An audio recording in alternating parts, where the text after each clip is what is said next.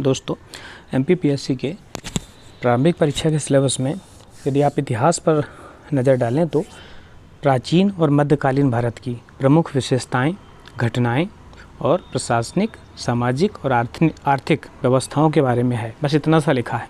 अब आपको अभी चूँकि समय भी कम है तो किस तरीके से पढ़ना है लुसेंट से और किन टॉपिकों पे ज़्यादा फोकस करना है, किन टॉपिक को आप छोड़ सकते हैं, उसके विषय में एक सामान्य जानकारी आपको बता रहा हूँ। मैं आपको पढ़ा नहीं रहा हूँ बल्कि बता रहा हूँ कि आपको किन चीज़ों पे फोकस ज़्यादा करना है। क्योंकि कई विद्यार्थी क्या होता है कि कई बार जो काम की चीज़ें हैं वो छूट जाती हैं और जो जिनकी संभावना कम है उन पर ज़्यादा जोर देते हैं। तो शुरू करें।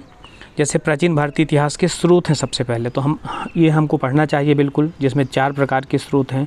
धर्म ग्रंथ हैं, ऐतिहासिक ग्रंथ हैं, विदेशियों के विवरण हैं, पुरातत्व संबंधी साक्ष्य हैं। अब धर्म ग्रंथों में भी सबसे पहले ब्राह्मण धर्म ग्रंथ, जिनको हिंदू धर्म ग्रंथ हैं, वो हैं। इसमें देखिए ऋग्वेद है पूरा, ये पूरा पढ़ना होगा आपको, ठीक है। फिर चारों वेद हैं, जो वेद हैं संहिता जिनको बोलते हैं, ऋग्वेद, सामवेद, यजुर्वेद, अथर्ववेद, पूरी डिटेल पढ़ना चाहिए आपको।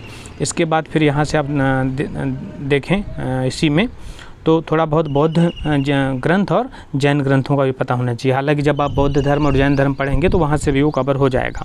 विदेशियों के विवरण में देखें तो यूनानी लेखक हैं, सबसे पहले उनके बारे में थोड़ा जानकारी होना चाहिए, जिसमें से मेगास्थनीज, डायमेकस, डायोनिसियस, ये सारी चीज़ें हैं, ठीक है। फिर चीनी लेखक जो हैं आए हुए हैं, ह्वेनसांग है विशेष रूप से महत्वपूर्ण, और फायान है। इनका टाइम पीरियड ह्वेनसांग हर्षवर्धन का समय का है ना, फायान चंद्रगुप्त द्वितीय के समय में। तो ये सब चीज़ें किस पीरियड में आई हैं, किस समय आए हैं, पता होना चाहिए। अरबी लेखक हैं, इब्न बतूता है, अल-बरूनी हैं, ठीक है।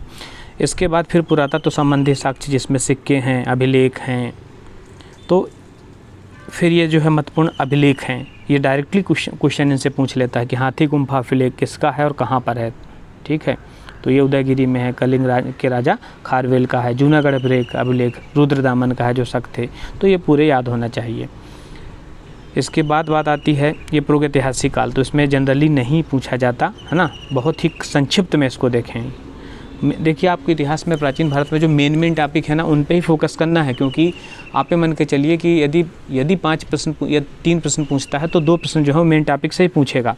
अब सिंधु घाटी सभ्यता ये मेन टॉपिक है, इसको आप बड़ा पूरा देख लेंगे कि कौन कौन से स्थल थे, कहाँ तक विस्तार था, कहाँ क्या पाया गया, ये जनरली यही पूछता है। मोहनजोदड़ो में प्राप्त होने वाली स्थल, हड़प्पा में प्राप्त होने वाली चीज़ें, ठीक है। ये कुछ स्थल हैं जिसमें सबके याद नहीं रखना आपको। इसमें भी हड़प्पा, मोहनजोदड़ो, जो 6 नगर थे ना मेन रूप से, कालीबंगा, रंगपुर, लोथल जो बंदरगाह था, किस नदी के किनारे है, ये बड़ा आपको देखना है। सिंधु सभ्यता के बाद वैदिक सभ्यता पे सीधे आ जाए। वैदिक सभ्यता के भी 2 पार्ट हैं, एक है उत्तर वैदिक, पूर्व वैदिक काल, और फिर जिसको हम ऋग वैदिक काल कहते हैं, और दूसरा फिर उत्तर वैदिक काल। तो दोनों के समय के कौन कौन से देवताएं थे, दोनों के समय में सामाजिक व्यवस्था में क्या अंतर था, लगभग मिलता जुलता है। कुछ पुरानी नदियां हैं जिनके जो नवीन नाम और पुराने नाम पता होना चाहिए। तो ये चीज़ें आपको देखना है। फिर वैदिक काल के बाद महाजनपद, जो 16 महाजनपद हैं, अब सबको याद करने की आवश्यकता नहीं है। जो सबसे बड़ा मगध है वो पता होना चाहिए, और बाकी कुछ अच्छे जो हम विशेष रूप से इतिहास में जब पढ़ते हैं ना, तो मध्य प्रदेश से संबंधित जो स्थल हैं, चाहे प्राचीन के, चाहे वो महाजनपद काल की बात हो यानी पीरियड की बात हो, तो मध्य प्रदेश का इतिहास क्योंकि अलग से भी सिलेबस में है, इसलिए आपको उन चीज़ों पे विशेष रूप से फोकस करना है, ठीक है। डबल काम इससे होगा। तो ये महाजनपदों के बाद फिर आपका शुरू हुआ जैन धर्म और जैन संगीतियाँ। ये प्रथम संगीति जो पीवी पाटलिपुत्र और द्वितीय बल्लभी में हुई है, तो जैन संगीतियाँ याद करो आप।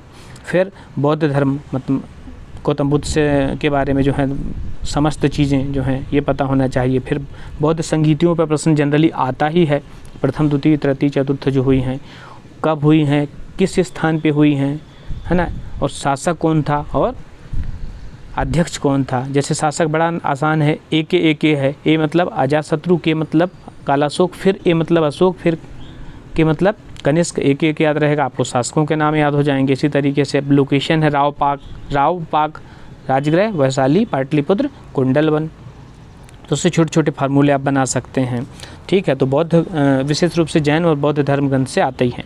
और भी धर्मों के बारे में लिखा है, शैव धर्म, लेकिन उससे कोई खास नहीं है, इसको आप संक्षिप्त में जल्दी देख सकते हैं, ठीक है। इसके बाद फिर वैष्णव धर्म, इसको भी आप संक्षिप्त में ही देखें, वैष्णव धर्म के ये जो प्रमुख संप्रदाय हैं ये ज़रूर पूछ लेता है कई बार, जैसे विशिष्ट द्वैतवाद किसका है, शुद्ध द्वैतवाद किसका है, द्वैता द्वैतवाद किसका है, ठीक है। इस्लाम धर्म के बारे में थोड़ा बहुत देख लें, जस्ट हल्का फुल्का, पारसी धर्म, ठीक है।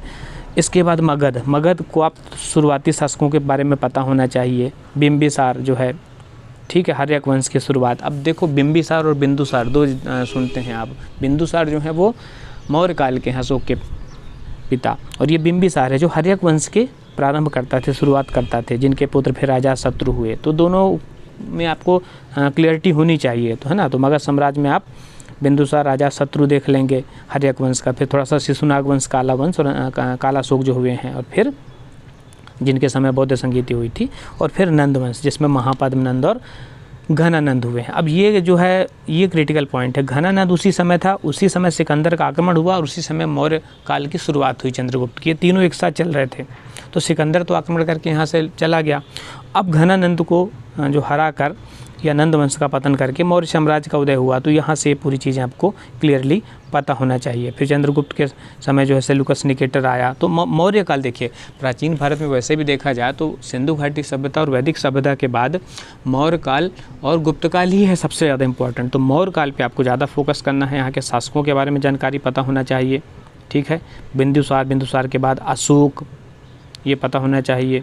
फिर अशोक की जब बात आएगी तो बौद्ध धर्म का रिलेशन भी उससे मिल जाएगा। अशोक के समय के कुछ अभिलेख हैं जो वो भी पता होना चाहिए, बौद्ध धर्म के प्रचार प्रसार के लिए क्या किया। फिर आपको ये भी पता है कि इसमें प्रशासनिक व्यवस्था जो सिलेबस में ही आप नज़र डालेंगे तो प्राचीन काल की क्या करना है, एक तो घटनाएं देखना है, ये देख लिया हमने, विशेषताएं देख लिया, साथ में क्या है प्रशासनिक, सामाजिक और आर्थिक व्यवस्था।